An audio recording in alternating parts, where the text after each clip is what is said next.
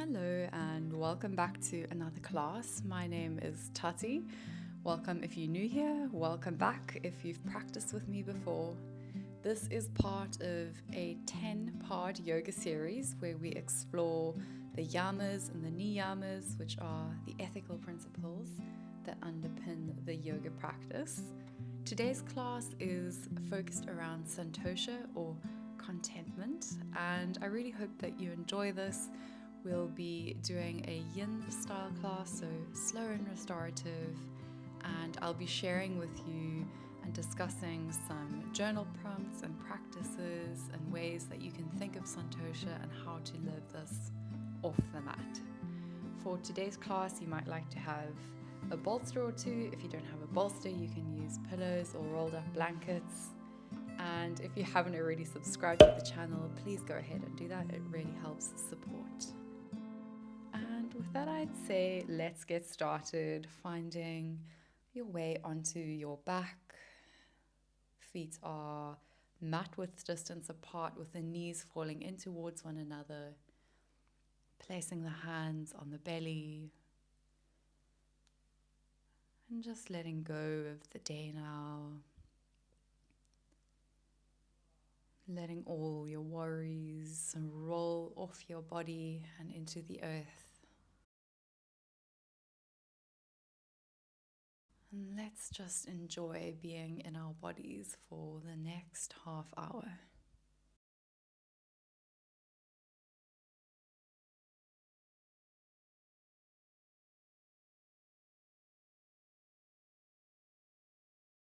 So Santosha means contentment, and this is defined as a state of happiness and satisfaction. So wouldn't it be nice if we were always in the state of happiness and satisfaction? And there's a few ways that we might like to practice this in our everyday life so that we can find Santosha in every moment of the day.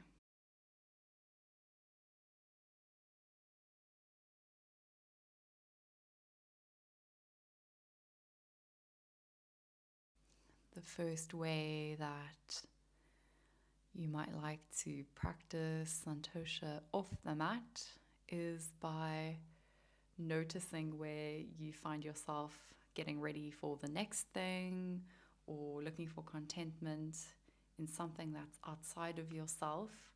So often when we're not content with the present moment, so always rushing towards the next thing or thinking that if we get a better job or a better house or whatever it might be, that we'll find that feeling of happiness and satisfaction when that particular thing happens. But actually, contentment is found on the inside. So when you're going out into your everyday life, just take some time to notice and catch yourself when this happens.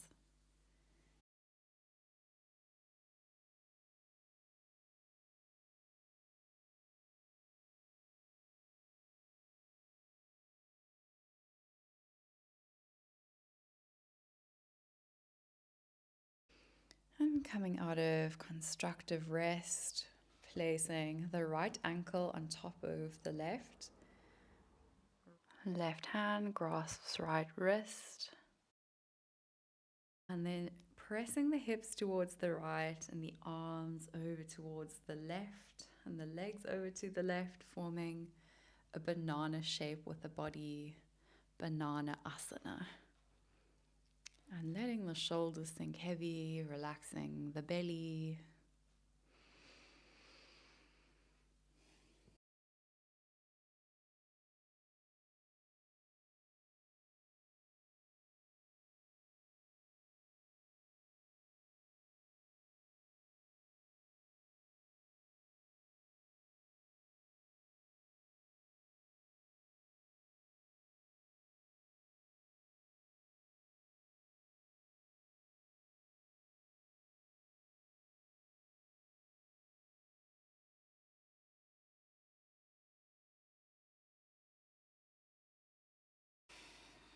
And with the next inhalation sensation, releasing your banana shape, stretching the arms to the top of the mat, pointing into the toes.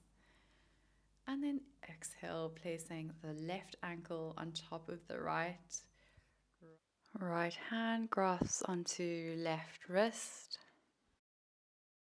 Pressing the hips over towards the left. And the arms and the legs come over to the right into banana shape on the other side.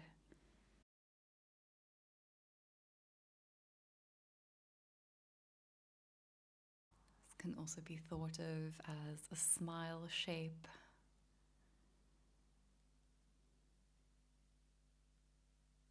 And you'll notice in these yin style classes, we move slower, there's more space for silence.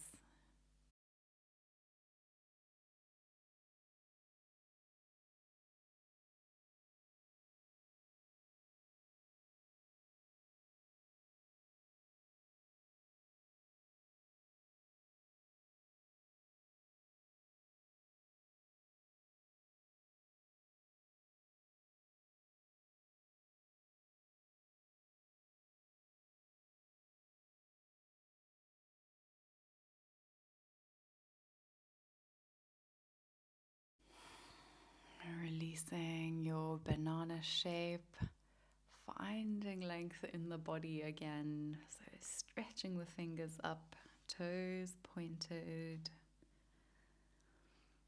And then hugging both knees into the chest, gently rocking from side to side, massaging out the lower spine. Straightening the left leg out, hugging the right knee into the chest. And then drawing that right knee over and across the body to rest on the left side. You can place your left hand on top of the right knee, opening the right arm up into a T shape, gazing to the sky over the right fingertips, or closing down the eyes, sinking into your reclining twist. Heavy shoulders, heavy hips.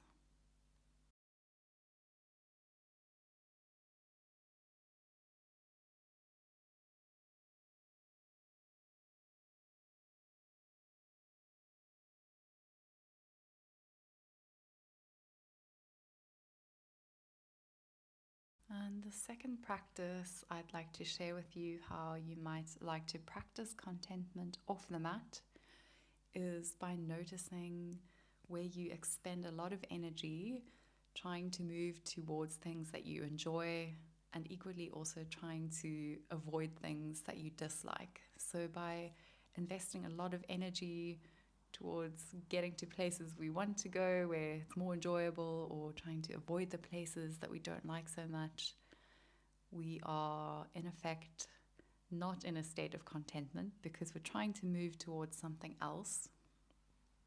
So notice when this happens.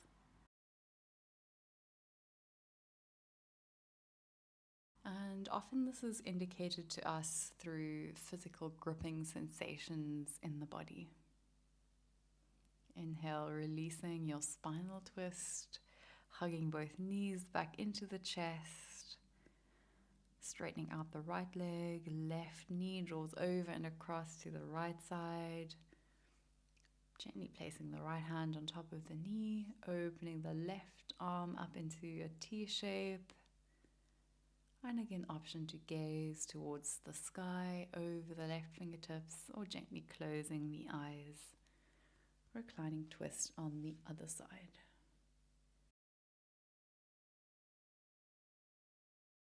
So these physical gripping sensations often come about when we're feeling stressed, when we're trying to avoid a situation, or we want to move towards something that we enjoy more.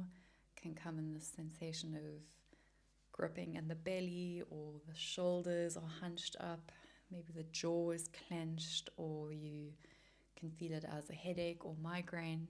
So those are actually really good indications physically where our body is telling us that perhaps something is a bit out of balance and we're not in a state of Santosha or contentment.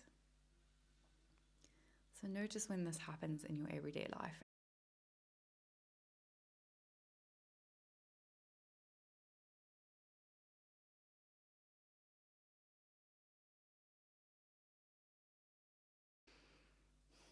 And releasing your reclining twist, stretching the arms and the legs away from one another, and then slowly rolling your way up into a seated position, bringing the bottoms of the feet to touch, knees fall away from the body into butterfly pose.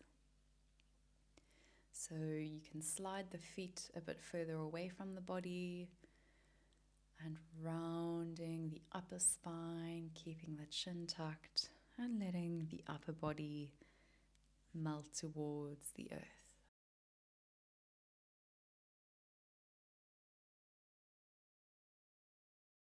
Butterfly pose.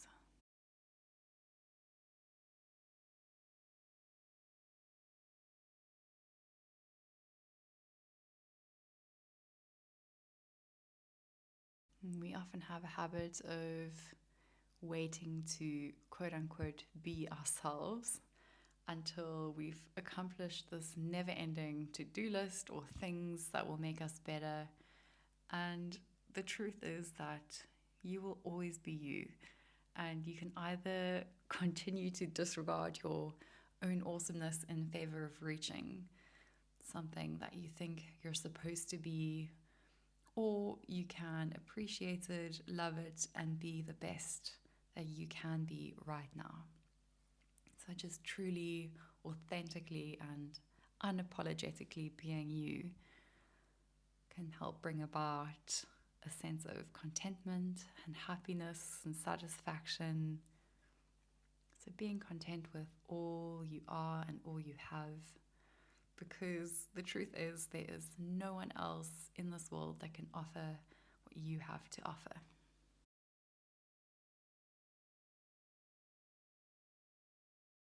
Slowly pressing your way up out of butterfly pose, sliding the legs around, coming onto the belly, elbows underneath shoulders with the forearms parallel to one another, peeling the chest open into Sphinx pose. And if you have got some blankets, you might like to slide them under the belly, and perhaps resting the forehead on the arms. This lessens the intensity of Sphinx pose and might be nice if you want a more restorative version. Otherwise, staying up on the forearms with the chin slightly tucked in Sphinx pose.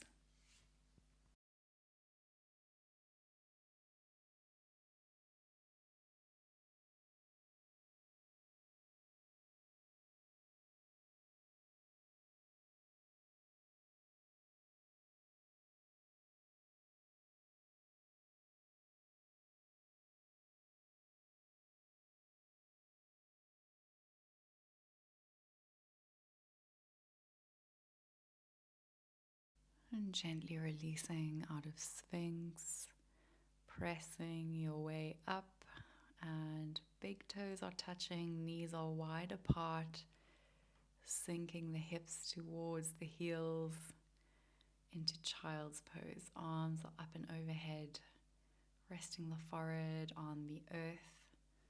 And there is also the option to practice this child's pose with a bolster, so sliding the short edge of the bolster nearest to the hips and then resting the upper body on the bolster.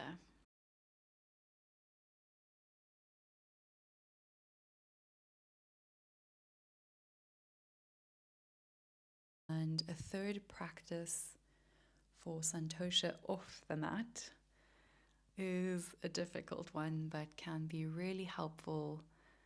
And this is to take responsibility for all of your emotional disturbances. So tracing every annoyance or setback all the way back to yourself and choosing to either stay in the disturbance or returning to the calm center of contentment, or learning to be content with your disturbance.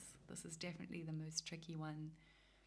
But all of these options show awareness of the emotional disturbance, can help us bring responsibility, but most importantly, it helps us also find a space of contentment, even in the eye of a storm or when we're in situations where we might actually not be feeling great.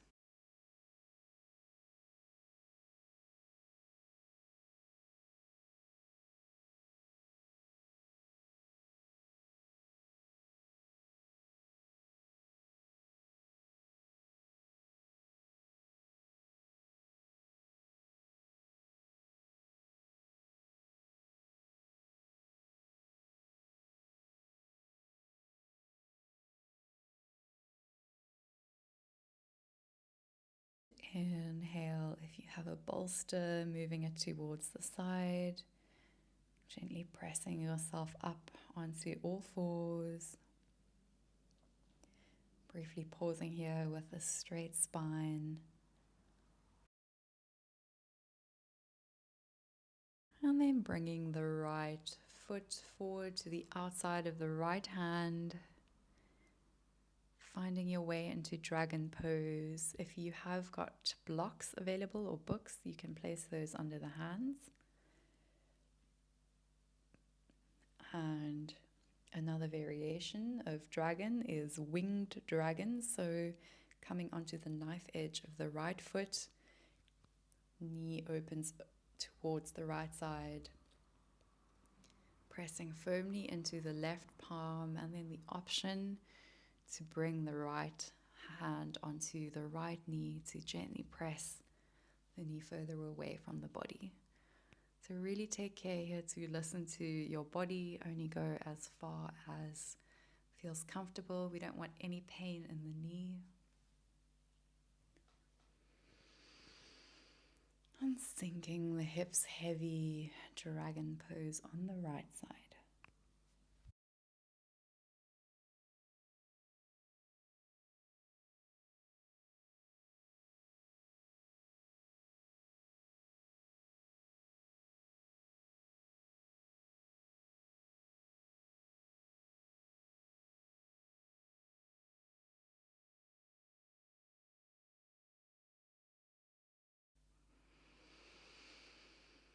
And now slowly returning your way back to an all fours position. Taking a moment to notice the different sensation in the right side and the left side of the body.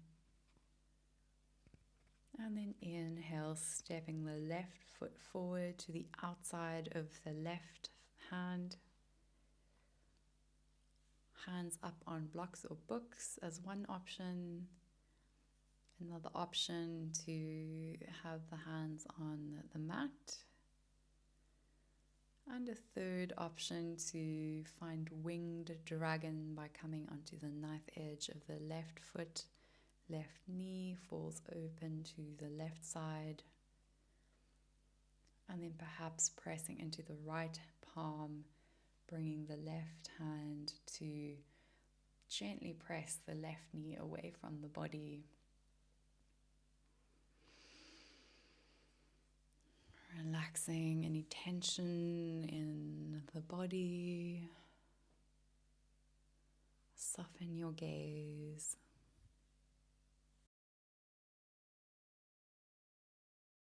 Release any gripping sensations in the body.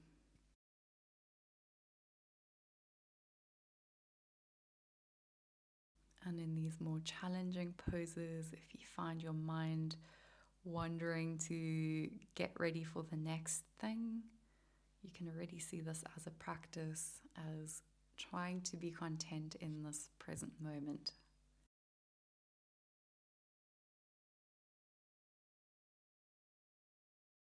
Taking another deep breath in and out. And with the next inhalation, slowly coming out of dragon pose, finding your way back into an all fours tabletop position. Pausing here, breathing deeply into the belly, feeling the chest and the belly expand and contract with the inhalation and exhalation.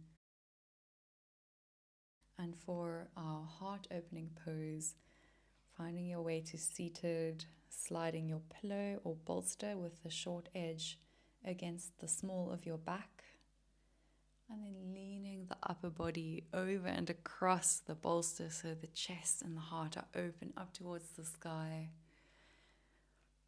Palms can be facing up, or maybe you'd like to feel more grounded by placing the palms on the earth or your body.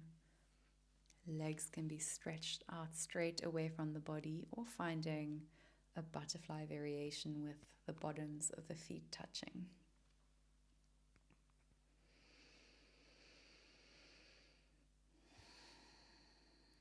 Letting the shoulders sink heavy, enjoying the expansion across the shoulders and the chest.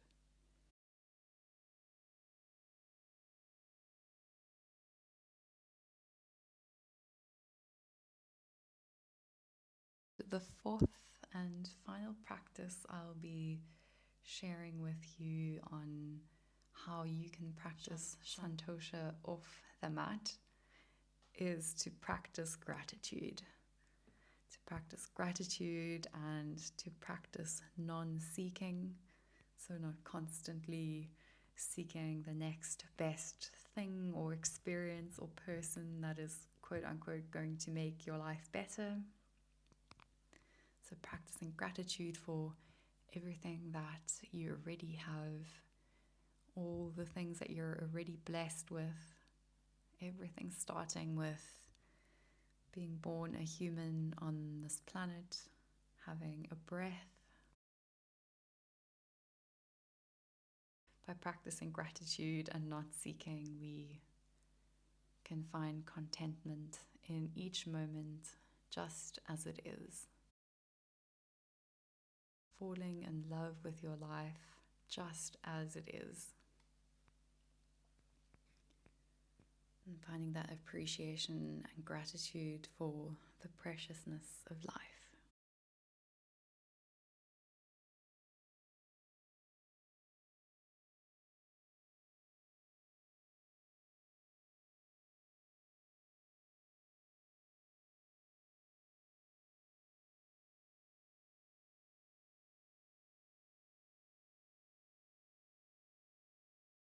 And from here, just gently sliding the bolster or pillow to one side, coming onto the back, hugging the knees into the chest, giving yourself a loving embrace, rocking gently from side to side.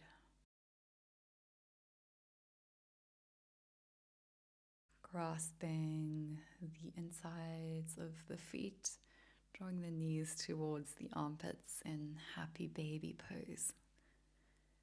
You're welcome to rock the baby gently from side to side a few times, or finding straight into stillness. The entirety of the spine is hugging the earth. The back of the head rests heavy into the earth.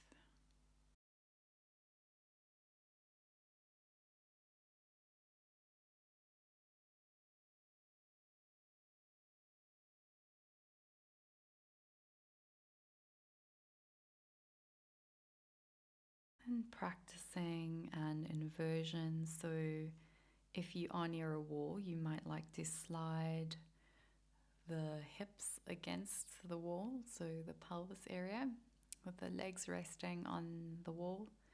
These can be bent as much as you need, or if you don't have a wall nearby, you might like to stretch the legs up into the sky, keeping a deep bend in the knee if you like. Also the option to slide a bolster underneath the hips for a bit of added support and comfort. And just enjoying the sensation of feeling really grounded and connected to the earth, while also enjoying the weightlessness and floating feeling in the legs. Nice deep belly breathing. And I'd love to know what the most important takeaway for you is for Santosha. So at the end of class, feel free to leave a little comment in the comment section. For me, the most important message is to not wait around for happiness or satisfaction. Everything that we need, we have right inside ourselves. So just get out there and do whatever it is that you've been waiting to do, rather than waiting around until you're quote unquote good enough, because you already are good enough.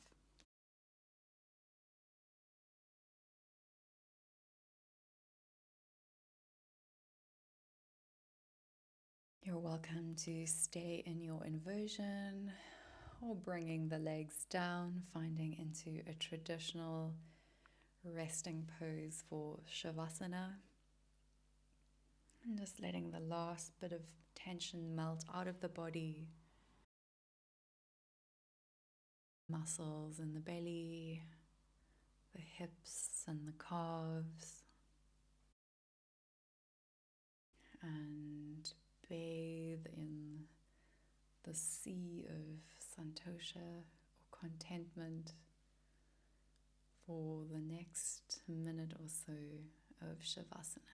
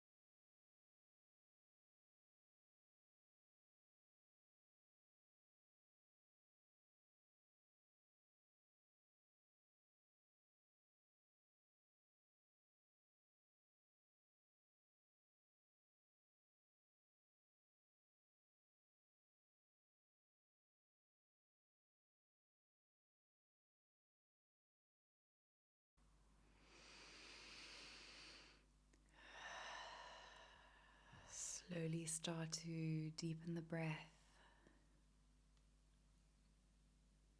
Notice any sounds in the room around you.